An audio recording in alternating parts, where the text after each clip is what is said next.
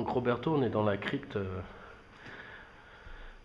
pour une exposition qui est basée sur le thème du carnaval et sur tout ce qui est, je crois, un travail de récupération que tu as fait. Ouais. Et pour ce projet-là, donc c'est un peu une conclusion des 3 ans de résidence que j'ai eu au sein du conservatoire de Beauvais. Et je travaille sur l'anonymat à travers le carnaval. Donc c'est le masque qui fait tomber le masque, pourquoi les gens ont trouvé cette stratégie de se masquer dans les...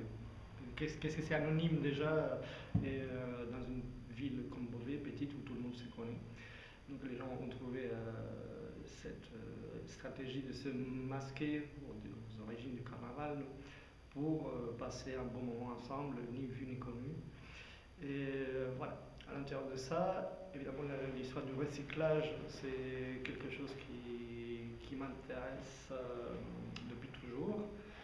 Et dans la dynamique dans laquelle je m'inscris, et vu la réalité, les contextes dans lesquels j'interviens, où j'évolue, et, on peut retrouver des objets ou des choses, ou des actions, des danses dans différents projets que j'ai faits. Oui, parce que quand on visite l'exposition, on retrouve certaines matières plastiques que tu as utilisées, les bouchons aussi que tu as utilisés lors de tes chorégraphies. Voilà.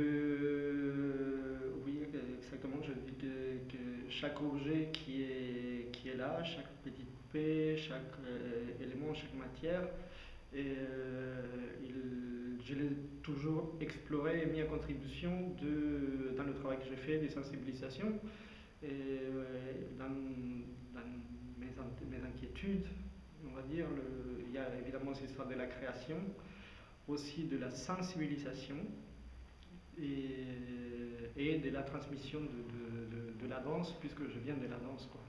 Et quoi d'autre? On se pose, oui, pourquoi un projet, une proposition de plastique, d'exposition, d'installation. Donc le carnaval, c'est les faux semblants, les fêter les contraires. Et à chaque fois que j'ai fait une danse, j'ai créé un objet. Et cela depuis 2003, ça commençait à être assez conséquent, on va dire. Et je trouvais que c'était le moment de montrer tous ces objets, tout ce travail qui a pris une vraie amplitude, on va dire, dans mon travail.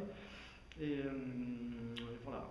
Alors, est-ce que le côté carnaval, qui peut être aussi, entre guillemets, traduit par mascarade, puisqu'on met des masques, Ouais. est-ce que c'est comment dire, un rapport avec notre société qui est un peu trop superficiel, qui fait... Non, mais c'est justement ça. Ça, je ne sais pas s'il faut le dire dans l'article, mais comment les gens ont besoin, le besoin qu'on a d'être anonyme des fois pour se permettre de faire des choses qu'on n'oserait pas faire quand on est, quand on nous connaît, quoi. Ça, on ne le met pas dans la note, mais ça m'est arrivé de croiser des gens d'Amiens, des Beauvais, qui vont faire la fête à Amiens parce que. Ils sont plus... Donc il y a cette recherche. passent plus inaperçus. Voilà, j'ai habité dans des grosses villes. Et C'est sûr qu'on est plus inconnu à Paris qu'à Beauvais. à Paris, à Buenos Aires, encore 10 fois plus. Ou à New York. Mais bon, en même temps, je viens d'une petite ville aussi. Et les gens là-bas, justement, au carnaval, que maintenant ça a été interdit par le préfet de là-bas parce qu'ils trouvaient ça moche.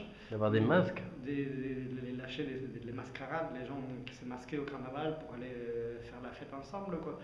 Et c'est justement pour ça que j'ai dit, tiens, je vais faire ce projet-là parce que c'est une presque culture, ça fait partie du folklore. Je vais d'un pays. D'où les 3 ou 4 masques qui sont derrière toi. Voilà, du coup, je vais parler un peu de l'installation aussi, de l'expo. Bien sûr. Et donc, je voulais ces deux ambiances. Donc, ici, j'ai dit, bon, les questions, je vais faire une installation plus intello dans cette pièce. Et finalement, je dis, non, c'est le carnaval. Le carnaval, il est tellement. C'est ça, quoi. Donc, ici, je me suis bien lâché, je balance le truc. J'avais aussi, j'étais très touché par l'art brut. Oui, puisque finalement tu fais de la récupération de sacs plastiques, Voilà, donc de l'art brut, bouchons, et exactement. on a l'impression aussi que tu reviens un petit peu aux sources un peu sud-américaines. Tout à fait, parce que pour moi, le plastique, c'est ma matière un peu fétiche, comme ça. Il y a beaucoup Et- d'artistes sud-américains qui travaillent aussi par rapport à la récupération, par Oui, rapport parce que, à... voilà, parce que le plastique, pour moi, c'est une matière emblématique du tiers-monde. Aussi, bah, en Afrique, c'est encore plus, mais tout ce qui est bassines, sacs plastiques, ça y va, et ça fait partie, quoi. Ça peut être des instruments de musique.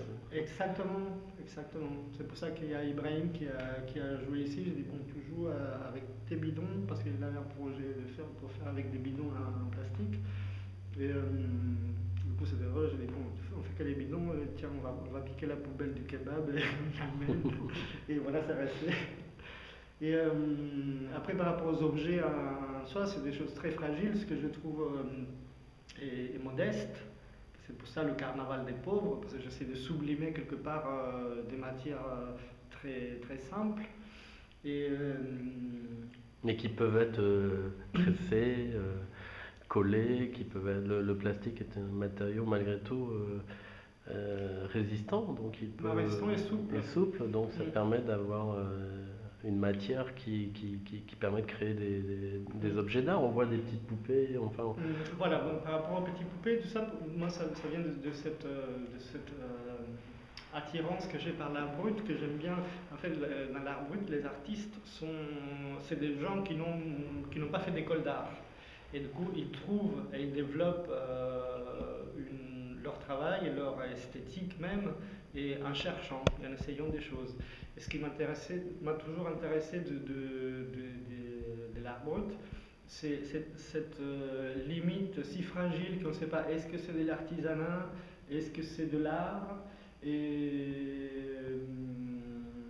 donc c'est des gens qui ont un besoin de dire des choses, et ils se donnent les moyens, et ils trouvent, ils cherchent, ils explorent, quoi. Et après, c'est vrai que je me suis posé la question ici, est-ce que j'installe mes présentoirs, ceci et cela? Et finalement non, parce que ça donne un rapport de sculpture, et moi je voulais rester dans cette histoire d'installation où les gens peuvent toucher les choses, peuvent explorer, et j'aime ce que j'ai souhaité en fait de cet espace-là, qui est quand même une très belle salle d'expo, c'est que ce soit un endroit public, que les gens viennent, se sentent à l'aise, et ils peuvent se poser un peu et profiter déjà du lieu, parce qu'il y a cette fragilité des objets que j'ai faits, et en même temps ça me permet de parler de la fragilité du patrimoine aussi. Et quoi d'autre? Et puis on est très festif puisque tout est recouvert de confettis. Ah, mais ici dans cette pièce, oui, après ça a une autre poésie de l'autre côté. Et quelque part montrer avec très peu, on peut dire beaucoup, et surtout rendre curieux au public, pas que le public averti, mais sinon tout le monde, des enfants et de tous âges, et rendre curieux par rapport à l'art et aux bienfaits que je constate depuis que je suis dans ce métier-là, que ça permet aux gens de s'épanouir et comment dire. Finalement aussi dire qu'avec quelques ustensiles du quotidien, on peut arriver à être créatif, puisque tisser du plastique pour en faire des poupées, tisser pour en faire des sortes je sais pas, de pompons de pom-pom girl, bah, il faut quand même les coudre, c'est quand même assez ingénieux. Et finalement, oui, mais après ça a du temps, mais c'est pas nouveau. Ça veut dire, même j'ai toujours voulu rester modeste, même dans la technique que j'allais utiliser. Et du coup, dans ma famille, c'est vrai que ma grand-mère, elle tricote du plastique, elle fait des sacs, des choses plus, comment dire, fonctionnelles. Après, c'est vrai qu'on se cultive, on voit plein de choses, ceci, cela, et peut-être on peut avoir je peux avoir un autre regard, plus de distance, et avec une autre sensibilité, on va dire, que font partie de ma richesse, que ma richesse elle ne se voit pas.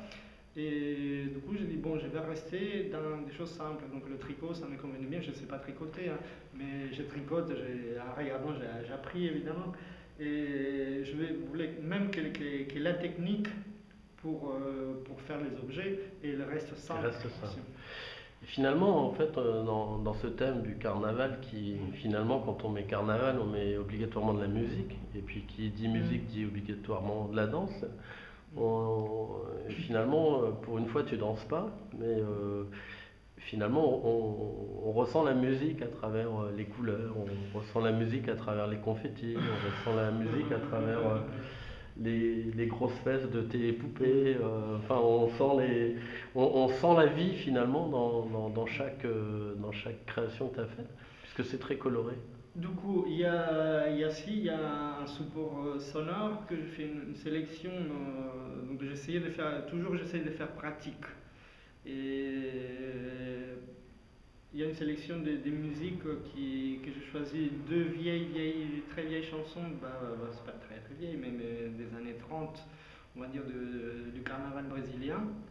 Et m'ont plu parce que bon, ils sont assez mythiques et du coup ces musiques-là elles sont toujours politiquement, c'est des tubes en général, toujours c'est des tubes politiquement pas corrects où on parle des choses qu'on va pas dire face à face. Donc du coup pour moi ces musiques ça fait un peu masque aussi. Après j'ai choisi une musique du carnaval bolivien, que ça vient un peu cette esthétique-là très pauvre et que c'est pas un carnaval plus mauvaise que je vais faire, c'est surtout ce carnaval où on s'amuse